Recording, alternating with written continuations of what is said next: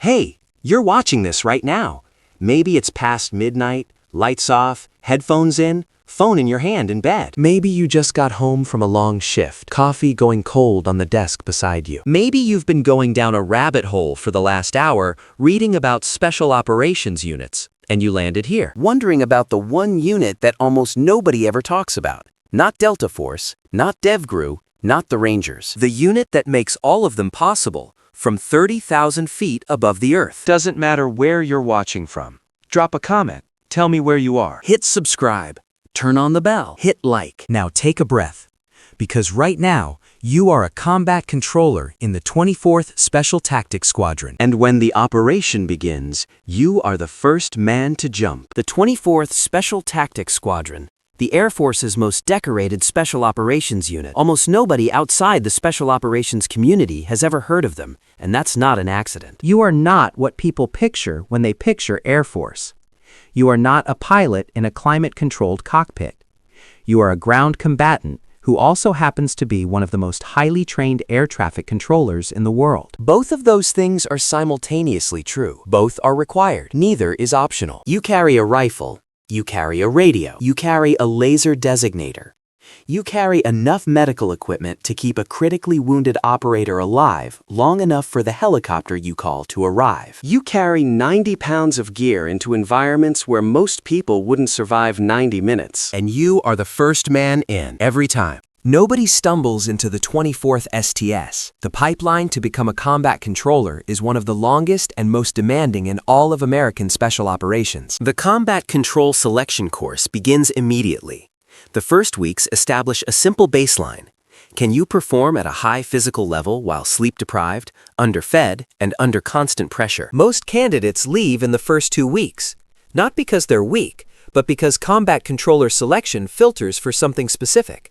The ability to think clearly and communicate precisely when every instinct in your body is screaming at you to stop. Those who make it through enter a training pipeline that spans years. Army Airborne School, Military Freefall, Combat Dive School, Survival, Evasion, Resistance, and Escape Training. Advanced weapons qualification, tactical medicine, communication systems so complex that understanding them fully takes months of dedicated study. And underneath all of that, the FAA Air Traffic Controller certification. Real, legitimate.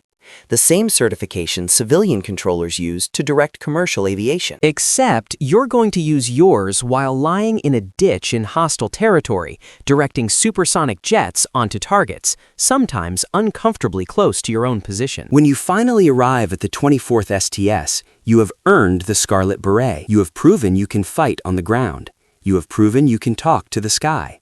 Now you have to prove you can do both simultaneously, under the worst conditions imaginable. 2 things, simultaneously. That's the entire job description. Ground combatant, air traffic controller. As a ground combatant, you can operate in any environment, desert, mountain, jungle, Arctic, urban, for extended periods without resupply. You can navigate without GPS. You can fight alongside Rangers, Delta, DEVGR, whatever unit needs the connection to the sky. As an air traffic controller, you can manage multiple aircraft simultaneously in a dynamic, rapidly changing combat environment. Fighter jets, bombers, AC-130 gunships, helicopter gunships, medical evacuation aircraft. Most people can't do one of those things under pressure. You do both. At the same time, in the dark, while bleeding. Your day starts long before sunrise, before the mission, before the brief, before anything. You check the ruck. 90 pounds every time. Multiple encrypted radios, laser designators, spare batteries, advanced medical supplies, night vision equipment. Everything runs on batteries. Your radios, your night vision, your laser, your GPS. Running out of batteries in the middle of directing a danger-close airstrike is not a recoverable situation. You carry more than you think you need. Tourniquets, chest seals, hemostatic gauze, IV fluids. You are a qualified tactical combat casualty care provider. You have the skills and equipment to stabilize a man with a gunshot wound to the chest while simultaneously continuing to direct aircraft overhead. 90 pounds. Every single mission. The ruck goes where you go. You carry it because the men whose lives depend on your radio can't carry it for you. Mission planning for a combat controller is a different kind of work. While the assault teams study the target building, you are building an entirely separate picture. You need to know the airspace. Which aircraft are available and what are their weapons loads? What are their loiter times and fuel windows?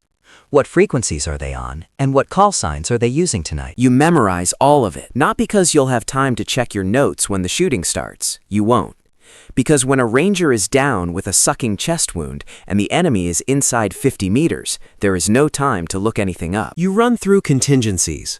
What if the primary radio fails? What if the aircraft is bingo fuel before the strike? What if friendly forces are in the impact zone? What if you take a round and can't talk? Every contingency has a plan. You rehearse the plan until the plan is automatic. Then you rehearse it again. Tonight, the mission is real. You're jumping into hostile territory alongside a ranger element. The drop zone is hot. Enemy forces have been observed moving toward the insertion point. You stand in the door of the aircraft at 30,000 feet. The temperature at this altitude is minus 40 degrees. The wind is screaming past at jump speed. Below you is complete darkness. You exit the aircraft. For several minutes, you fall through absolute darkness. Your body is oriented by the faint horizon line and your altimeter. Your parachute opens with a violent snap that drives your harness into your shoulders. You steer toward the exact point you marked weeks ago during mission planning. You hit the ground hard, rolling to absorb the impact. The ruck hits first, and you feel it in your spine. There is no time to assess your landing. You are immediately moving. The Rangers are already in contact with the enemy. You can hear the gunfire before your chute is fully collapsed.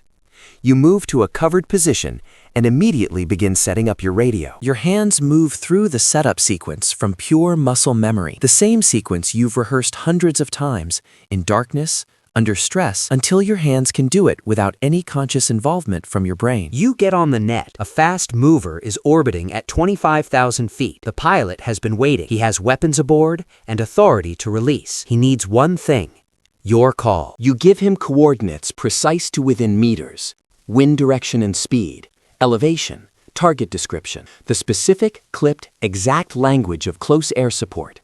A language that leaves no room for ambiguity, because ambiguity at this range kills friendlies. You paint the target with your laser. The beam is invisible to every human eye on the ground. In the aircraft's targeting pod, it appears as a bright spot of light on the exact position you need destroyed. You give the final call. 9 seconds later, the tree line disappears in a wall of fire. The concussion reaches you a heartbeat after the light. The Rangers push forward through the gap. Nobody pauses. Nobody thanks you. There is no time for that. That's exactly why you're here. You do this over and over across deployments that span years. Sometimes you jump into complete darkness with zero visibility, navigating entirely by instruments and memory. Sometimes you call danger close strikes, airstrikes within 50 meters of friendly forces, inside the minimum safe distance published in the manual, because the situation on the ground has left no other option. The decision is yours. The call is yours. The responsibility is yours. Sometimes you treat a critically wounded operator with one hand,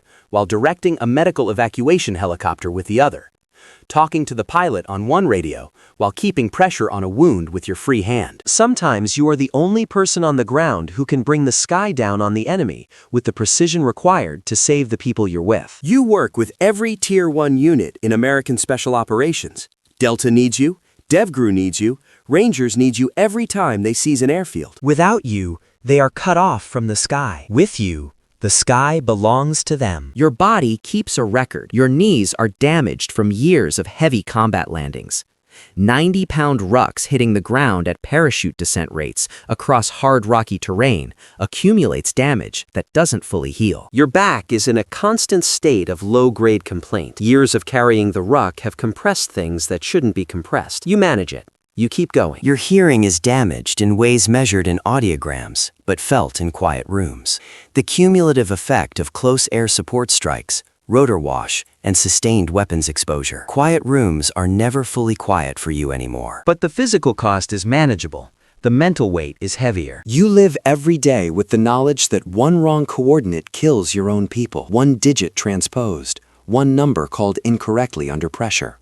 The margin for error in close air support is measured in meters. You carry the faces of the men you couldn't save, the calls that went wrong, The moments where, despite everything you did correctly, the outcome was still bad. Those moments don't leave. They stay in the specific way that only operational memories stay, available in full detail at unexpected moments, triggered by sounds or smells, or the particular quality of radio static in a quiet room. Your family thinks you're in the Air Force, the regular Air Force, a normal job, something that keeps you safe on an airfield somewhere. They don't know you jump behind enemy lines. They don't know you direct death from the sky. They don't know you're the reason other men make it home to their families. You sit at family dinners and say work is fine. You answer questions about travel with vague, acceptable answers that are technically true and completely misleading. The secret sits in your chest every day, some days lighter than others. Your kids know you travel. Your spouse knows there are things you don't talk about.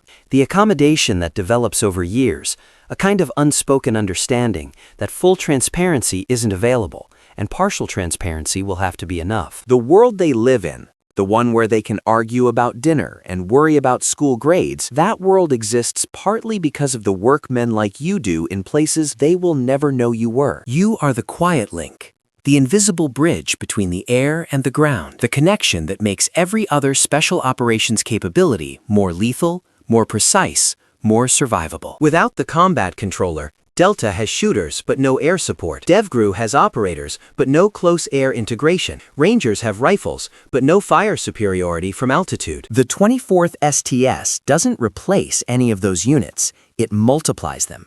It takes what they can already do and adds the entire sky to their available resources. You don't get movies made about you. There are movies about the Ranger Regiment that you support.